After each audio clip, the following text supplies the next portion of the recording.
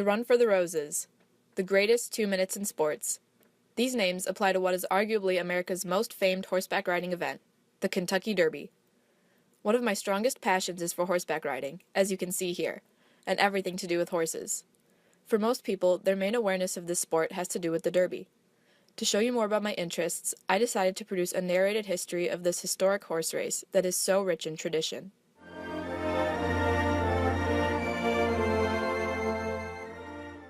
Our story begins in 1872, when Colonel Meriwether Lewis Clark, yes, the grandson of William Clark, the guy who explored the Louisiana Purchase, visits England.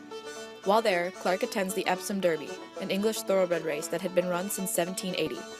Inspired, he returns to the United States with the intentions of starting a similar spectacle racing event in America.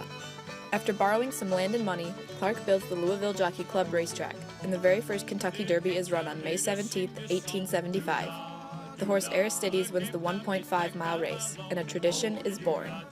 In 1883, the Louisville Jockey Club is officially given the name we associate with it today, Churchill Downs, named after the man that lent his land to Clark. Leonidas wins the Derby. You may recognize the iconic twin spires of the Churchill Downs grandstand. Built in 1895, they have come to symbolize Churchill Downs. They're even featured in the racetrack's modern logo. After 40 years, Regret becomes the first filly, or female horse, to win the Kentucky Derby. Her win puts the Derby in national headlines, elevating the prestige of the event.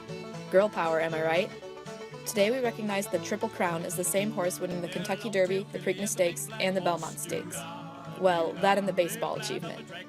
Sir Barton was the first horse to accomplish this feat in 1919.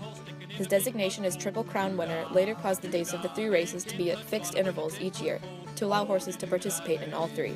The Blanket of Roses is another symbol of the Kentucky Derby, which is why the race is sometimes called the Run for the Roses. The first rose blanket was draped over the 1932 Derby winner, Burgoo King. And yes, if you haven't already noticed, a lot of Derby winners have really weird names. This was also the first year that the race was internationally broadcast.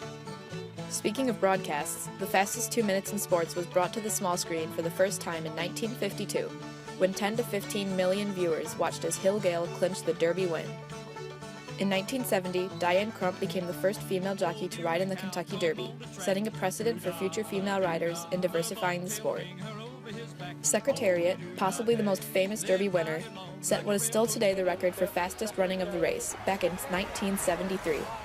Thought by some to be the greatest racer that ever lived, Secretariat and his story were popularized again with the 2010 release of the Disney movie Secretariat.